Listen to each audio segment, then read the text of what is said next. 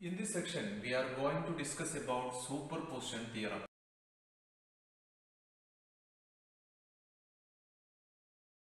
Superposition theorem is applicable only in the case of linear system. Associated with linear system, there are two properties. First one is homogeneity property. Another one is additivity property. So how to check whether the system is linear or not? So if the system is satisfying homogeneity and additivity principle, then we can say that given network or system is linear system or linear network. How to check whether the given system is homogeneity or not? So let's consider a simple system having input x and its corresponding output is y. So this is your network. Into this network, the input is x and corresponding output is y. For the same system or network, if I am applying scaled input, a scaled input means say ax, where a is a scalar. So scalar multiplied input, that is scaled input, is applied to the same system or network. If the system is able to produce scaled output ay, then we can say that the system is satisfying homogeneity property or homogeneity principle. So, for example, suppose we can have a network. Say into this network, suppose I am applying 10 volt. Say this is an amplification network. The output is 20 volt. If 10 volt input is given, then output will be 20 volt. So into this network, into the same network, suppose I am applying scaled input. Say this is your x is equal to 10 volt, and y, the response is y is equal to 20 volt. Into the same system, suppose I am applying 2x. What is 2x? 20 volt. If the system is able to produce corresponding scaled output, what is the corresponding scaled output? 2y, that is 40 volt. 2y, which is equal to 40 volt. If the system is producing in this manner, we can say that this system is satisfying homogeneity property or homogeneity principle. So next property of linear system is additivity property. For that, let's consider a network. Let's consider a network having input x1 which produces an output, say y1. Let's consider the same network with another input, say x2, which produces an output y2. Suppose instead of separately giving these two inputs, suppose I am giving the sum of these two inputs, say x1 plus x2. Then if the system is able to produce an output which is the sum of the corresponding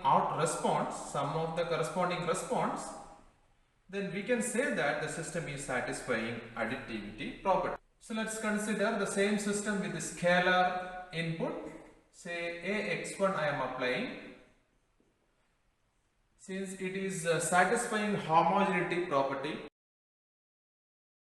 say corresponding output is ay1. Into the same network, suppose the input is bx2, if the output is by2, then instead of giving separately the input, if I am applying the scaled input, say ax1 plus ax2 bx2, if the system is producing output, say ay1 plus by2, then we can say that the system is satisfying both homogeneity and additivity property. So if the system is satisfying both homogeneity and additivity property, we can say that the system is linear. Or in other words, by means of superposition theorem, we can check whether the system is linear or not. That means superposition theorem is applicable only for linear system. When we are applying superposition theorem to the circuit element should be linear. Otherwise, superposition theorem will not be valid. So in order to apply superposition theorem for a network, the network element should be linear. Now let's see how to apply superposition theorem for an electrical network.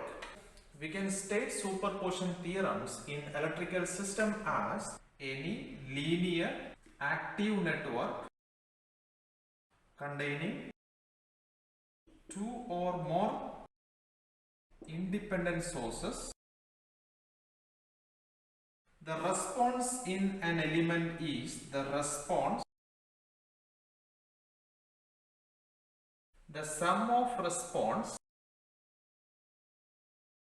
obtained by individual sources acting separately, all other sources setting to 0. So, any linear active network containing two or more independent sources, that is multiple sources, the response in an element is the sum of response obtained by individual sources acting separately, which all other sources is setting to 0. Setting to 0 means setting all other source by their internal impedance. So in the case of voltage source, this is your voltage source. The internal impedance of voltage source is nearly 0. So how to make voltage source to 0? To make voltage source to 0, so we need to replace it by its internal impedance. So internal impedance is 0 means we are short circuit. Say this is the terminal A and B. We need to short circuit these two terminals. So in order to make voltage source to 0, we need to short circuit the terminal. Similarly, in the case of current source, this is your current source, say I of t, say the terminal is AB. So internal impedance of current source is infinite. So how to represent infinite impedance? So it can be represented by open circuit. So independent voltage source can be made to 0 by short circuiting their terminals, and independent current source can make to 0 by open circuiting their terminal. When we are applying superposition theorem in network analysis, first step is we need to apply homogeneity property. How to apply homogeneity property? Suppose we can have more than two sources. We need to consider first source and we need to find out the response due to first source, making all other source to 0. Then we need to apply second source and find the response due to second source alone. Clear? So first step in superposition theorem is apply homogeneity property. Individual sources we are considering and remaining all other sources are making to 0. Second step is to apply additivity property.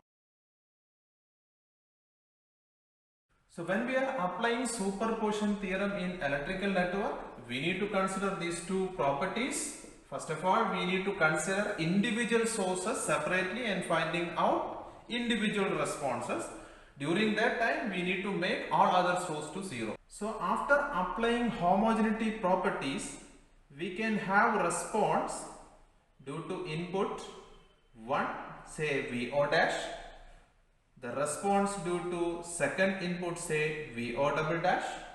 The response due to third input, say VO triple dash, and so on. So second step is to apply additivity properties. That is, the response is the sum of VO dash plus VO double dash plus VO triple dash, etc. So these are the two steps to be followed while applying superposition theorem in order to solve the given network. Now let's see a simple generic network in order to see the procedure adopted in superposition theorem to solve a given network. For that, let's consider a network like this. This is independent voltage source having value V1 and the impedance is Z1 and this is Z2 and this impedance is Z3, and here we can have a current source I. So this is the network. See here, more than two sources are there. Two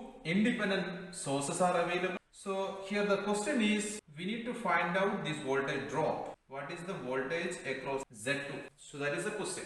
In order to solve this network, first of all, we need to consider this voltage source alone.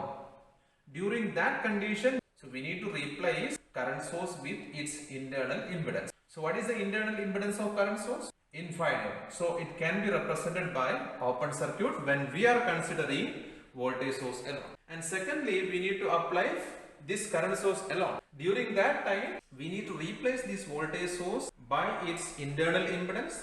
The internal impedance of voltage source is very low, so it can be represented by short circuit. So when we are applying superposition theorem in circuit analysis, first step is apply homogeneity. Here first source is V1 active and I is replaced by open circuit. So the circuits become like this under this situation. This is Z1, this is Z2. Here we can have third impedance Z3.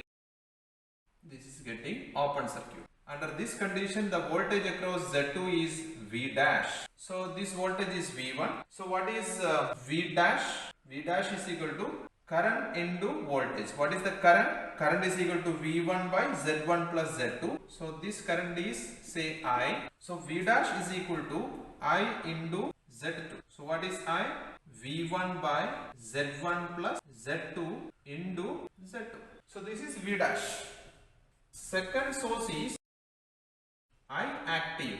We are giving I alone. Under that condition, V1 is replaced by short circuit. So this is the equivalent circuit corresponding to this. So current at this point is I. In order to find out this voltage, say this voltage under this situation is V double dash. In order to find out this voltage, we need to find out current flowing through Z2. Say this current is I2 and this current is I1. So we need to apply current division rule in order to find out I2. So I2 is equal to main current into other branch impedance divided by total impedance. Here main current is I, other branch impedance is Z1, total impedance is Z1 plus Z2. So what is our V double dash under this situation? V double dash is equal to I2 into Z2. I2 into Z2. I2 is equal to I into Z1 by Z1 plus Z2 into Z2. So this is response due to V1 alone. What is this one? This is response due to current source I alone. So based on homogeneity property, we got two responses. So next step is apply additivity property. So when we are applying additivity property, final output VO is equal to V dash plus V double dash. What is V dash? V dash is equal to V1 Z2 by Z1 plus Z2, and V double dash is I into Z1 Z2 divided by Z1 plus Z2, or Z1 plus Z2 V1 Z2 plus I into Z1 Z2. So this is the answer corresponding to this network if we are applying superposition theorem. In this way, we can find out the response to any network having multiple sources, multiple independent sources, if the system is linear.